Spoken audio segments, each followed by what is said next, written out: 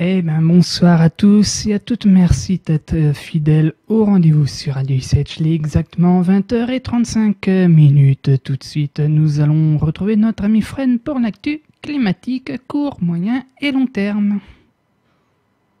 Oui, alors bonsoir à tous. Ce soir, on va parler effectivement climat météo, comme chaque soir de la. Et on va effectivement donc attirer votre attention sur plusieurs nouvelles météo qui nous sont parvenues. Alors, ce soir, elles ne sont pas si nombreuses, ces nouvelles, donc on va rappeler un peu les deux dernières nouvelles que nous avons reçues. Et donc, on va rappeler ces forts orages qui ont touché les États du New Hampshire et Massachusetts, aux USA. Et qu'est-ce qui s'est passé donc là-bas? Justement, un épisode d'orage localement fort a touché les États du Massachusetts et du New Hampshire dans le nord-est des USA. D'ailleurs, ils ont causé quelques dégâts matériels. Dans la région de Boston, les très fortes pluies ont causé des inondations localisées, comme à Braintree, où une partie du centre-ville a les pieds actuellement dans l'eau. Dans le New Hampshire, le secteur de Canterbury a essuyé des orages accompagnés de fortes bourrasques de vent, ainsi que des pluies intenses. Des arbres ont été déracinés et des habitations ont été sinistrées. Des lignes électriques ont également été coupées, privant centaines de foyers de courant. Des routes ont également été fermées à la circulation d'après le réseau catnat.net. On va revenir également sur la tempête tropicale qui a touché la Floride. Alors ce soir, il y a eu une petite mise à jour. Donc on va rappeler que 31 des 67 comtés de Floride étaient en état d'urgence. La tempête tropicale Emily a donc touché terre en matinée vers 10h45 à Anna Maria Island, à l'ouest donc de Bradenton. Elle a depuis perdu en intensité, mais on s'attend qu'elle regagne bien entendu en force une fois de retour sur l'océan Atlantique. On attendait alors 120 mm de pluie. Des rafales ont également dépassé les 90 km/h et ont également dépassé ce seuil à plusieurs endroits. Après son passage au-dessus de la péninsule, Emilie a donc perdu en intensité et a été rétrogradée au statut de dépression tropicale. On s'attend cependant, c'est actuellement le cas, qu'elle regagne un peu en intensité une fois au-dessus de l'Atlantique. Elle devrait alors longer les côtes est de l'Amérique d'ici la fin de la semaine au large du continent. On ne prévoit pas actuellement un retour sur Terre puisqu'elle va passer vraiment assez loin. D'après les médias locaux, les gardes-côtes américains ont secouru donc 2 pêcheurs dont le bateau avait été coulé par la tempête. On ne fait état actuellement d'aucun blessé, mais un toit notamment a été soufflé donc par les rafales. Enfin, dans le secteur de Tallahassee, on rappelle que 18 000 foyers ont été privés de courant d'après les réseaux catnat.net. On va passer effectivement aux nouvelles anglaises qu'on a reçues autour du monde pour les climats à long terme. Dit que The Little Ice Age is here, donc pourquoi? Parce qu'actuellement à Ottawa il pleut tellement et en plus il fait froid qu'on se croirait effectivement revenu à la dernière période glaciaire. Et oui, effectivement, il est tombé 250 mm d'eau à Ottawa Airport et c'est un record battu depuis les mesures météo de mais pas seulement, puisque juillet est actuellement le mois le plus froid de toute l'histoire. Vous avez bien écouté. Du côté donc des températures, effectivement, on a battu des records de froid pour cet été du côté donc du Canada.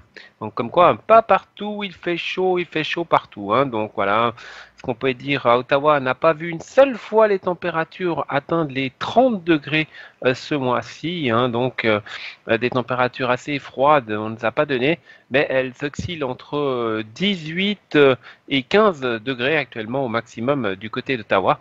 On a eu une fois 24 degrés sur tout cet été pour le moment. Eh ben, comme quoi, Voilà, comme quoi c'était super froid et puis on ne sait pas où ça va nous mener. Du côté de la suite des actualités long terme, effectivement, on n'a pas que le froid qui règne du côté donc Ottawa, au Canada, mais également d'autres petites informations où les températures dans le Wisconsin a été vues au-dessus de 90 Fahrenheit depuis août 2013. Hein, donc ça fait un moment que ça dure. Et effectivement, donc on dit que les températures baissent progressivement. On a l'impression, disent certains et des anciens sur place dans le Midwest, que les températures descendent progressivement. Alors peut-être que c'est vrai. On saura ça prochainement. Eh oui. Eh ben, peut-être une dernière fois, non? Non, c'est tout. Bon. Eh ben, voilà. Eh ben, tout de suite, sans plus tarder, l'actu solaire. Eh oui, l'actu solaire, et on va commencer par le nombre de tâches solaires et surtout les groupes. Oui, revenu le 2670, donc sur le bord ouest du Soleil actuellement, un peu plus bas que l'équateur, on peut dire. Hein. Et cette tache solaire, ce groupe contient environ 12 taches solaires.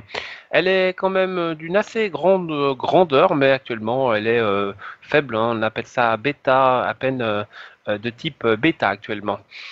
Du côté des éruptions solaires, il n'y en a pas eu actuellement aujourd'hui. Le magnétomètre de Kiruna, c'est pas possible comme il peut être plat en ce moment. Et du côté du vent solaire, il est en très légère hausse, on est à 395,9 km/s, mais c'est pas non plus un plafond. Et la densité du vent solaire est de 17,37 par cm3. C'est fort. Du côté de la direction du champ magnétique, type méridional à 7,95 nanotesla, c'est fort également. Et bonne chance, puisque la force du champ magnétique est assez 11,58 nanotesla pour avoir peut-être des aurores boréales. D'ailleurs, le KP index monte actuellement, il est de 3. Par contre, d'après les prévisions, il devrait redescendre à 2 durant ces prochaines heures. Donc, pour ceux qui ont cru ouh, tout est en hausse, eh ben non, tout sera en baisse. Et du côté donc des chances de voir une aurore boréale, on aura plus de chances de voir les Léonides. Actuellement, c'est les étoiles filantes. On rappelle, hein, dès le milieu du mois, levez la tête dans le ciel si le ciel est dégagé et regardez le beau spectacle céleste.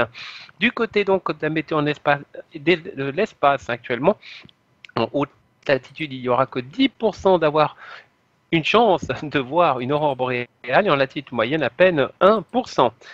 Et côté éruption solaire, il y aura 1% de chaque pour avoir soit une M, soit une X, autrement dire 0. Ouais. Actuellement, la Lune, elle est de type gibbeuse croissante toujours. Voilà donc pour l'activité solaire qui devrait rester encore faible, sauf si cette région grossit un peu pendant ces 12 prochaines heures. Eh ben merci Fred pour ces détails et bien entendu tout de suite nous allons continuer cette fois-ci avec l'actu sismique et volcanique justement après ce petit jingle. Hop là, et le jingle, donc le petit jingle qui passe un petit peu et nous allons bien sûr parler de séisme. Alors, pas des grands séismes aujourd'hui, plutôt des petits séismes de moyenne puissance. 4,6 par exemple à 0h14 du côté de la frontière Tadjikistan, Xinjiang, du côté de la Chine. Et nous avons également eu du côté de l'Indonésie des séismes, pas de grands séismes, 5,1 à 6h13. Du côté de Java en Indonésie, nous avons également eu un séisme de 4,8 à Irian Jaya en Indonésie toujours à 5h28 du matin. Nous avons également eu un 4,9 plus en bas, donc en direction de l'Australie ou de la Nouvelle-Zélande. Il était cette fois-ci du côté des îles Tonga à 9h52, 4,9. Il y a eu une série de petits séismes de 4,6 au sud des îles Fidji à 8h20. Et enfin, du sud de Kermadec, il y a eu un 5,3 hier soir à 19h15. On en parle puisqu'il n'y a pas beaucoup de séismes. On traverse le Pacifique avec un séisme de 4,3 enregistré également hier à 21h30 près des côtes du centre du Chili. Un séisme qui s'est produit aujourd'hui de 4,3 au centre du Pérou à 7h35. Et pour finir, nous avons un séisme qui a eu lieu du côté des États-Unis, un 4,2 à 2h56. Il était situé en Oklahoma. Et concernant les volcans, justement? Eh bien, concernant Alors aujourd'hui, on va reparler un peu du Piton de la Fournaise, par contre un bref saut du côté du Yellowstone. Alors, effectivement, donc le Piton de la Fournaise, l'éruption qui a débuté le 14 juillet 050, heure locale, se poursuit donc. Après une chute rapide de son intensité le 31 juillet, le trémor volcanique, indicateur de l'intensité éruptive en surface, baisse très progressivement depuis toujours 24 heures. Ce jour à 15h30, son intensité équivalent à 16% de celle observée en début de l'éruption, donc on va dire qu'avant. Eh ben, la baisse du trémor éruptique se traduit donc baisse de l'activité lors d'un survol réalisé ce matin par l'OVPF. Autre projection n'était visible au niveau du cône éruptif, donc pas de projection actuellement. La bouche principale active ces derniers jours est désormais complètement bouchée et la deuxième bouche de plus petite taille laisse apparaître un niveau de bagnement extrêmement bas avec un fort dégazage, c'est-à-dire une forte fumée. À 10h30, seuls quelques bras de coulée étaient encore visibles en surface, la plus proche se situant à 520 mètres du cône éruptif. Le reste de l'activité se produisant donc en tunnel de lave. Le niveau des résurgences de lave, appelées également les bouches éphémères, des morphologies de phénomènes caractéristiques des écoulements en tunnel, ont été observés actuellement.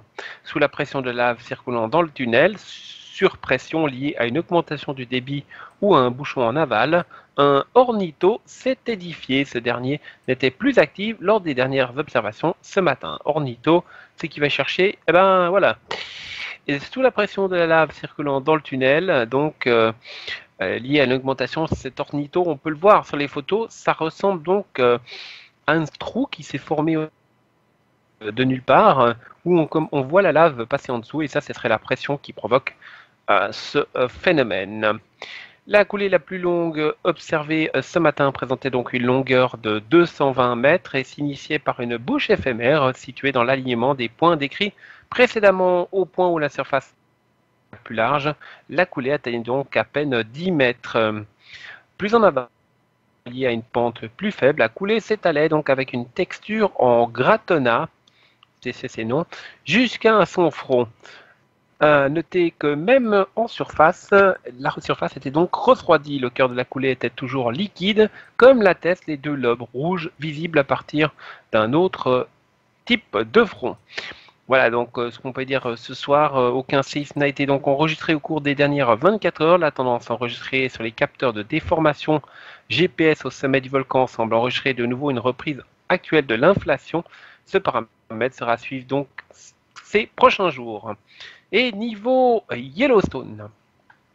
Actuellement, le niveau d'alerte est de niveau vert et la couleur de l'aviation au cours de juillet 2017. Si vous vous rappelez, les stations sismographiques de l'Université de l'UTA, responsables de l'exploitation et de l'analyse du réseau sismique du Yellowstone, ont donc enregistré quelques 528 tremblements de terre qui avait été situé dans la région du parc national de Yellowstone.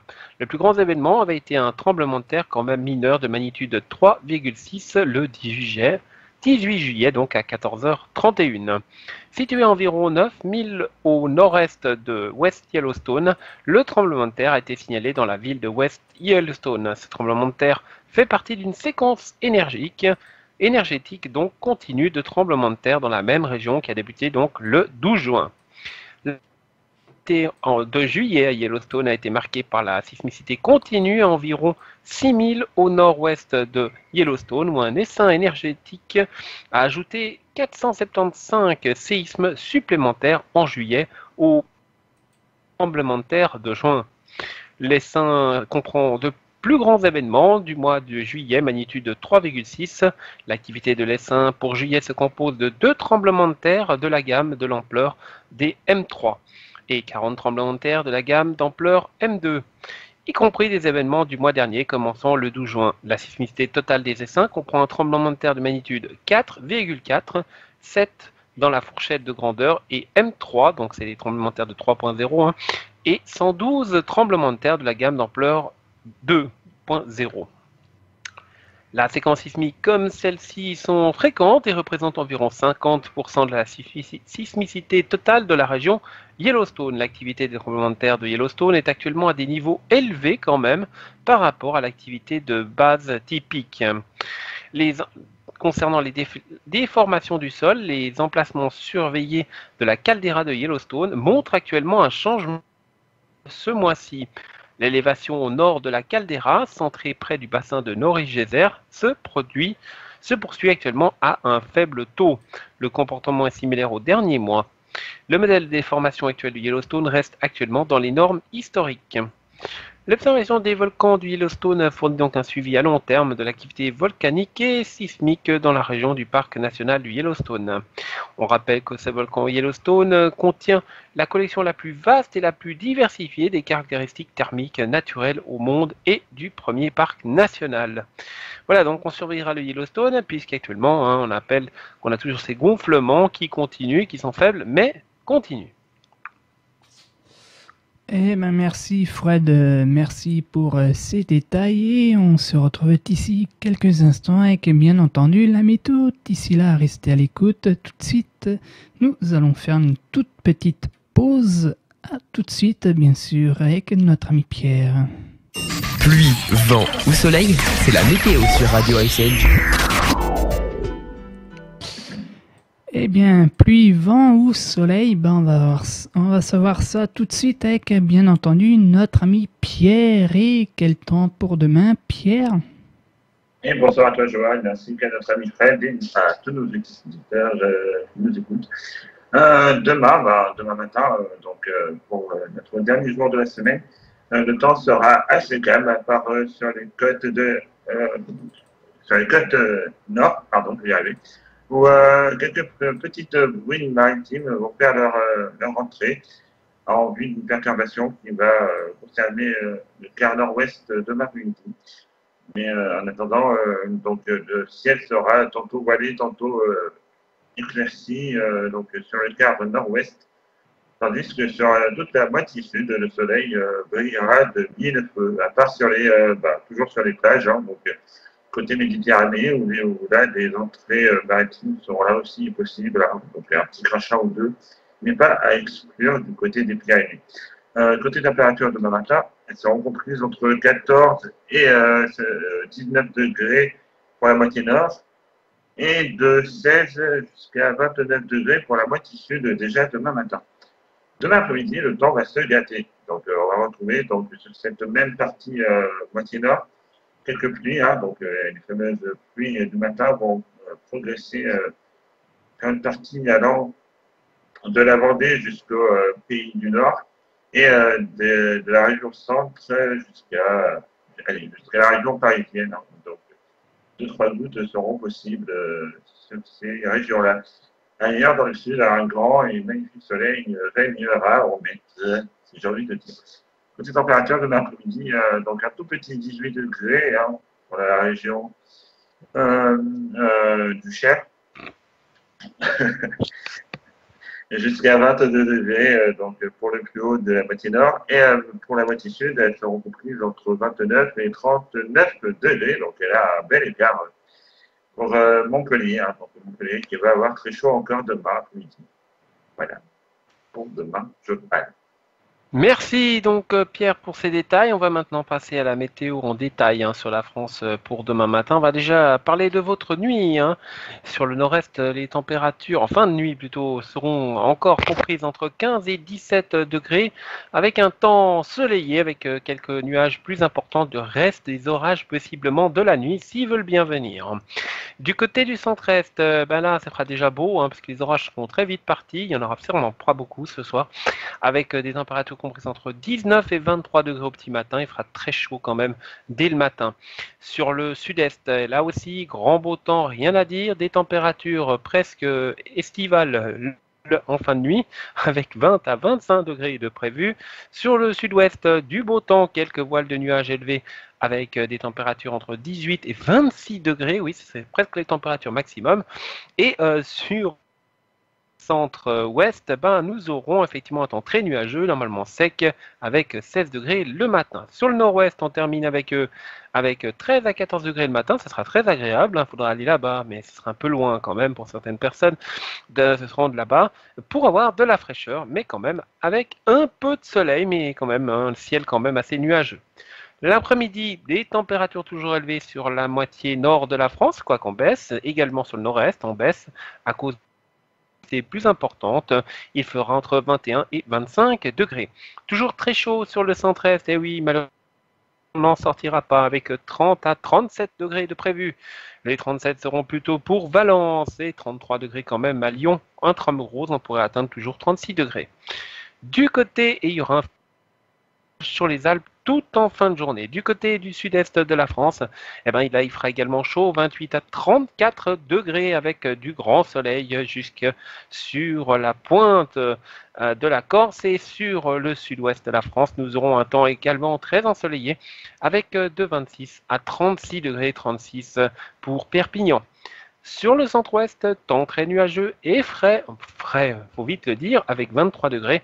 Et enfin, sur le nord-ouest de la France, un peu de pluie à l'intérieur, mais 3 gouttes qui se suivent. Et enfin, retour des éclaircies en Bretagne avec 19 à 22 degrés.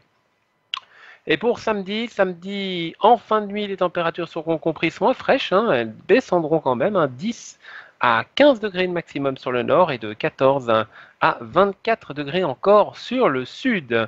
Et le matin, nous aurons une tranche de nuages qui partira du sud-ouest à la vallée du Rhône en remontant sur le nord-est et le nord de la France, avec même encore quelques pluies le long des frontières belges, sinon partout ailleurs. Le soleil rayonnera surtout le long de la façade est, sur le sud-est, ainsi sur le nord-ouest de la France, où là le soleil sera son grand retour.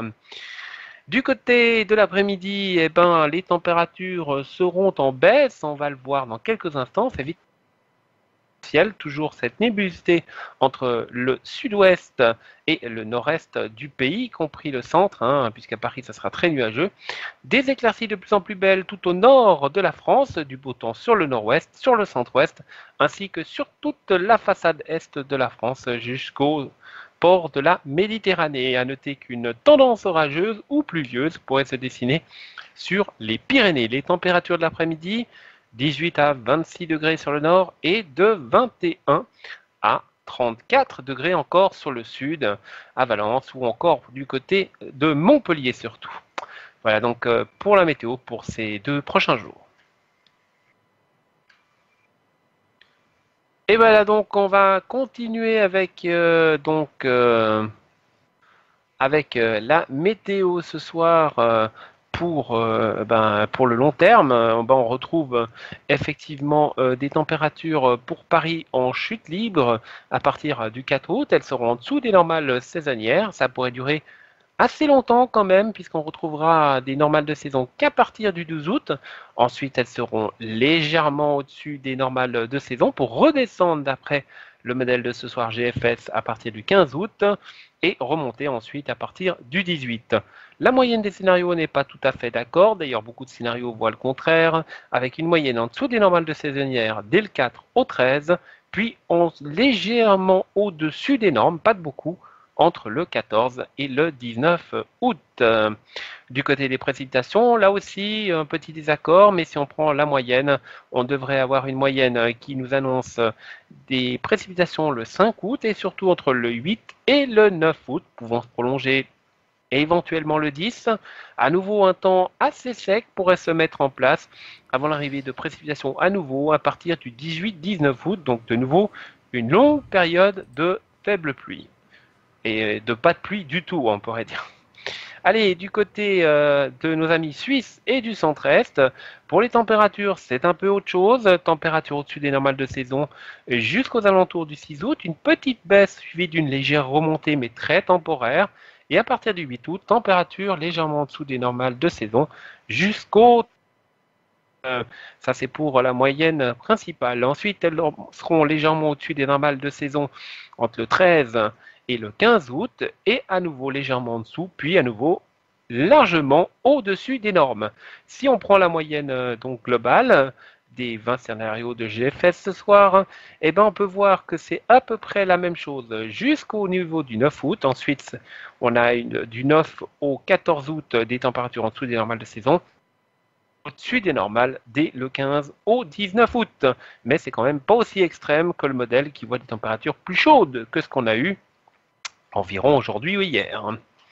Voilà donc pour les prévisions météo à long terme. Donc, et on va parler juste avant de se quitter pour ces mêmes régions de précipitations. Bon, on en aura certainement le 6 août, mais alors vraiment très très léger. Précipitations peut-être un peu plus importantes entre le 9 et le 10 août. Ensuite, une longue pause avant le 15 août, où là aussi, on pourrait retrouver quelques précipitations, mais rien n'est moins sûr. Eh bien, tout de suite, c'est la météo des plages avec notre ami Pierre. Oui, rebonsoir tout le monde. Donc, côté plage, donc demain matin, on retrouvera sur la mer du Nord, sur les plages de la mer du Nord, donc un ciel mitigé. Hein, donc, quelques averses maritimes seront présentes dès le matin. Voilà. Côté température, demain matin, elles seront comprises sur les plages de la mer du Nord entre 19 et 20 degrés. Sur la bordée, pareil, on retrouvera 2-3 gouttes, 2-3 entrées maritimes, un petit crachin, n'est pas à exclure. Côté température, elles seront comprises entre 19 et 23 degrés. Et sur la côte méditerranéenne, demain matin, un large soleil, donc régnera dès le matin, et température comprise entre 29 et 32 degrés. Déjà, l'après-midi. Le beau temps va regagner les plages du Nord, donc avec un large et beau soleil qui va revenir, avec quelques cumulus de beau temps. Donc, pour les températures, elles sont comprises entre 20 et 21 degrés. On retrouvera 2-3 gouttes des entrées maritimes sur la Vendée, avec une température de 20 à 22 degrés. Et sur les plages aquitaines, le soleil régnera en maître. Et les températures seront comprises jusqu'à 26 degrés. Toujours un beau et large soleil pour les plages de la Méditerranée, avec des températures comprises entre 29 et 34 degrés. Pour les indices UV, les indices UV vont baisser demain, forcément, avec l'arrivée des quelques gouttes sur les plages du Nord. Donc l'indice UV sera compris de 3 à 7 sur 10. Et un tout petit 2 pour les côtes vendéennes et jusqu'à 8 pour l'Aquitaine. Et sur le bassin méditerranéen, l'indice UV sera compris entre 8 et 9. Voilà pour demain, pour la météo des plages. Et bien, tout de suite, sans plus tarder, l'actualité insolite.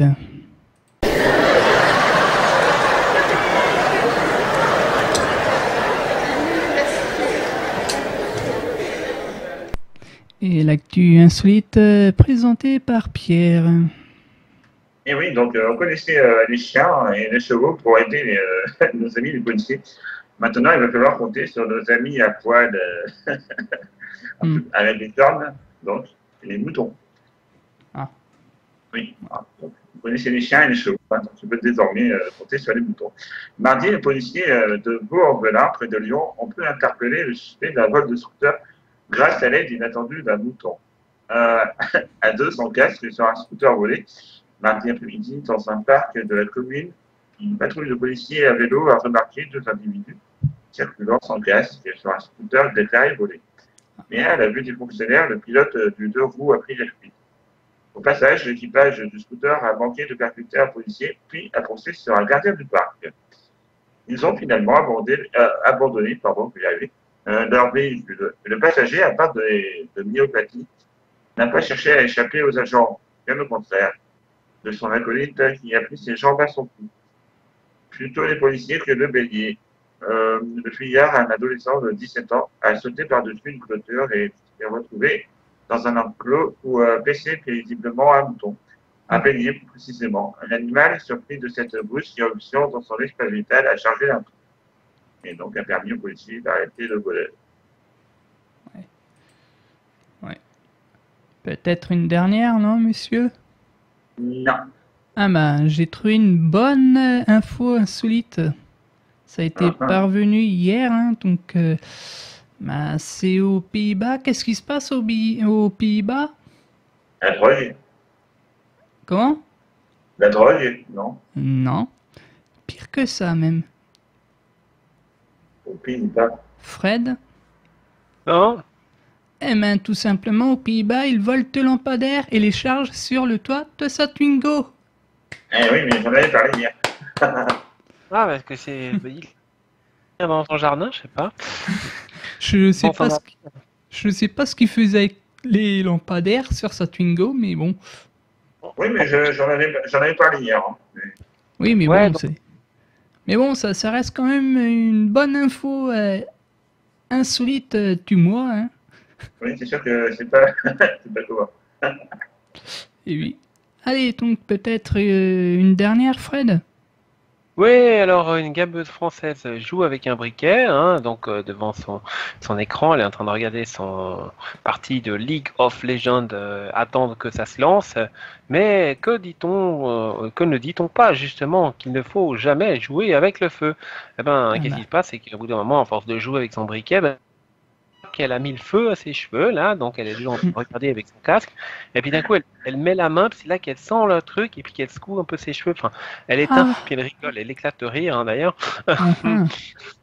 Heureusement, ça n'a pas été plus loin, ça aurait pu être une dramatique, mais bon, là, elle s'en est aperçue, heureusement, et elle dit à l'antenne, ah ouais, j'ai fichu le feu à mes cheveux.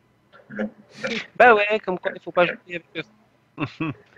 Allez, du côté des autres actualités insolites ce soir, mais qu'est-ce qu'on a par exemple? Question, oui, on avait quelque chose. Ou pas? Non. Non. Mais oui, elle lutte avec un fossile et c'était en fait une mouche morte. Ah. Et oui, une Britannique a fait hurler de rire les internautes en racontant la mésaventure que sa mère a vécue dans la salle de bain. Qu'est-ce qui s'est passé d'ailleurs? Au cœur de l'été, les internautes coincés au travail ont tendance à s'ennuyer ferme, voire à broyer du noir. Autant dire qu'il leur en faut peu pour retrouver un semblant de sourire. Prenons par exemple la mésaventure vécue dernièrement par une Anglaise et repérée par le Huffington Post le 29 juillet. Molly Robbins n'a pu s'empêcher de raconter sur Twitter que sa mère s'était un peu emmêlé les pinceaux en voulant se poser des fossiles. Message de maman, elle avait de la peine à coller ses cils sans ses lunettes. En fait, elle essayait de coller une mouche morte à sa paupière. Ouais. Je sors, a-t-elle balancé. La publication donc de Molly a fait mouche et c'est le cas de dire puisqu'elle a été likée plus de 60 000 fois et retweetée 20 000 fois donc à reprise. Les internautes qui lui ont eu du mal à se remettre de cette anecdote croustillante ont rivalisé d'imagination pour répondre à Molly. D'autres cependant ont estimé que cette histoire était trop hilarante pour être vraie. Ouais, donc elle s'est trompée, donc il y avait les fossiles, puis la mouche à côté, puis elle a pris la mouche. Zzz. Hein, donc, mais elle essayait de la coller sur ses cils, donc c'était un peu embêtant. Ouais. C'est pas fait pour. Bah, surtout une Ah. mouche. Hein? Surtout une mouche. Ah bah ouais, il faut peut-être mettre de la colle, hein, ça marche après. Voilà, donc pour l'actu, donc insolite ce soir. Eh ben merci Fred, et tout de suite nous allons continuer cette fois-ci avec l'high-tech.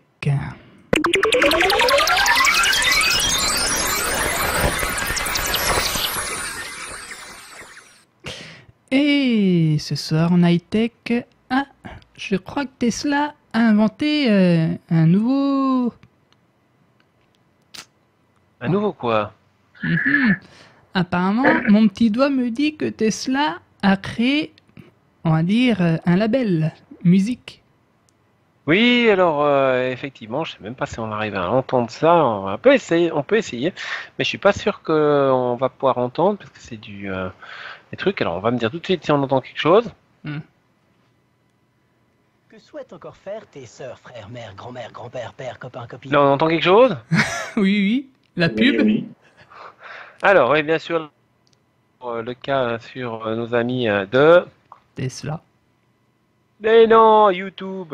Ah, Alors on va pouvoir entendre ça tout.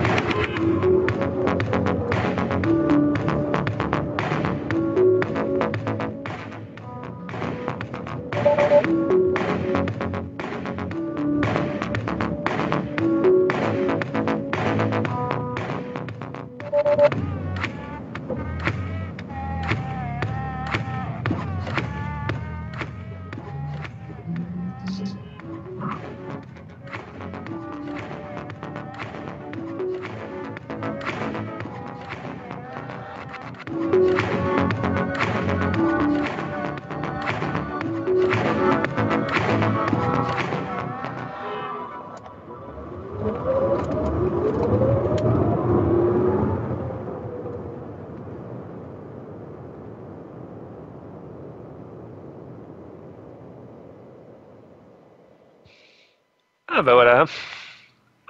Ne quittez pas, nous reprenons votre appel d'ici quelques instants. Alors voilà, donc c'était effectivement une musique qui a été faite entièrement avec les bruitages de la voiture. On rappelle qu'aucune voiture n'a été martyrisée pendant le montage. C'est surtout qu'on a surtout entendu les vitres qui baissent, qui remontent. Ah non, c'était les rétroviseurs. Et puis les boum boum, c'était les portes. Voilà, donc si vous voulez découvrir le clip, il est sur notre site Facebook en images. Vous pourrez apprécier tout le travail des montages dessus. Et qu'est-ce qu'il y a d'autre sinon à part Tesla? Eh ben oui, à part ça, il y a les hackers WannaCry. Vous vous souvenez du WannaCry, c'est ce truc qui cryptait votre disque dur. Les hackers de WannaCry retirent leur butin. Les pirates à l'origine de la cyberattaque massive ont récupéré donc plus de 140 000 $ versés en bitcoin par les victimes de rançongiciel. Les 3 portefeuilles de bitcoin liés à la cyberattaque WannaCry, utilisés pour récolter l'argent extorqué aux victimes, ont été donc vidés jeudi, a fait savoir la firme Elliptic. Cela faisait 3 mois, date du début de l'attaque globale, qui a infecté plus de 300 000 ordinateurs dans 150 pays qui étaient restés intacts. Plusieurs prélèvements ont été effectués en quelques minutes jeudi afin de retirer la totalité des bitcoins dont la valeur atteignait les 140 000 $. Les victimes étaient invitées à payer entre 300 et 600 $ aux pirates pour récupérer l'accès à leurs fichiers informatiques, chiffrés donc par un virus. Mais selon un boot qui suivait les paiements de rançon, seules 338 victimes ont effectué donc un paiement. Ces 338 pauvres victimes qui n'ont pas compris qu'il ne faut pas payer, parce que la prochaine fois qu'ils vont lancer un truc, ils vont les lancer sur ces 338 personnes en premier. Et je pense qu'ils payeront de nouveau. Ouais. Et ben oui, donc si vous voulez vous acheter une voiture, c'est très simple. Ouais. Non, pas plaisante là. C'est simple. Prenons donc fonds et ont été convertis en Monero, une crypto-monnaie centrée sur le respect de la vie privée, a indiqué CNBC à Tom, fondateur d'Elliptic. Pour rendre encore plus difficile de remonter jusqu'aux cybercriminels, les bitcoins pourraient eux aussi avoir été déplacés sur d'autres comptes plus nombreux, selon une analyse de la firme de cybersécurité Storm Shield. Avec tout ce qu'on a et puis la NSA et compagnie, on est capable de lire ce qu'on fait au téléphone, on reposte avec un satellite, soi-disant, mais pas de retrouver des imbéciles qui font des transferts d'argent de banque en banque. Je comprends pas, c'est vraiment quelque chose. Voilà, donc c'était pour l'info high-tech du jour. Eh ben merci Fred pour ces détails et tout de suite, bien entendu, sans plus tarder, on te retrouve Fred pour les partenaires afin qu'on puisse refermer ce live. Oui. Oui, mais t'avances Fred. Alors je les peux pas sortir. Sont youfuture.com, qui est un site sur le climat, la géologie et la météorologie de votre chère planète, qui vous aidera à faire vos premiers pas dans le monde du climat et de la météo. On a Québec Stormwatch, un peu sensiblement le même type, avec surtout un centrage de l'actualité sur le Canada et l'Amérique du Nord. Nous avons également charisma-boutique.com, le site de la lingerie féminine de mode, mais également des accessoires érotiques. Vous voulez faire un cadeau sympa à votre belle et votre dulcinée, sautez sur le site. Du côté du côté de Météo France vous propose donc des prévisions météo, mais également interactives avec toutes les stations de mesure, des stations météo automatiques qu'on appelle METAR. Voilà. Et on termine par Passion Nature était en colère. Propose un site 2 en 1 sur la météo, mais en même temps sur la photographie donc de phénomènes naturels, de nature et également animale. Voilà, vous voulez devenir partenaire de Radio SCH ou être membre de cette équipe, c'est très simple. Vous vous rendez sur votre PC, si vous ne l'êtes pas déjà, et vous nous envoyez un email pour devenir partenaire à info@radiosh.com, tout ensemble, Radio SCH. info@radiosh.com. On rappelle que d'ici quelques temps, pour ceux qui nous écoutent en même temps sur cette chaîne, que le signal sur Radionomie sera définitivement coupé et vous pourrez retrouver tout au long des semaines qui viennent nos différents partenaires et référenceurs. Devenir un référenceur ou un partenaire de Radio SCH, vous nous écrivez à la même adresse ou vous nous envoyez un petit message sur notre compte Facebook. Voilà, tous nos annonceurs seront cités sur notre page principale au fur et à mesure, comme ça vous pourrez découvrir partout où nous nous trouvons et vous allez voir que nous allons apparaître sur des milliers de sites dans pas longtemps. Voilà, donc je repasse la parole à notre ami Johan pour la conclusion. Et oui, il est 21h18. Dans quelques instants, retrouvez la musique. Mais rendez-vous surtout à 22h pour Techno System. Très belle écoute à tous et à toutes. Rendez-vous demain 20h30.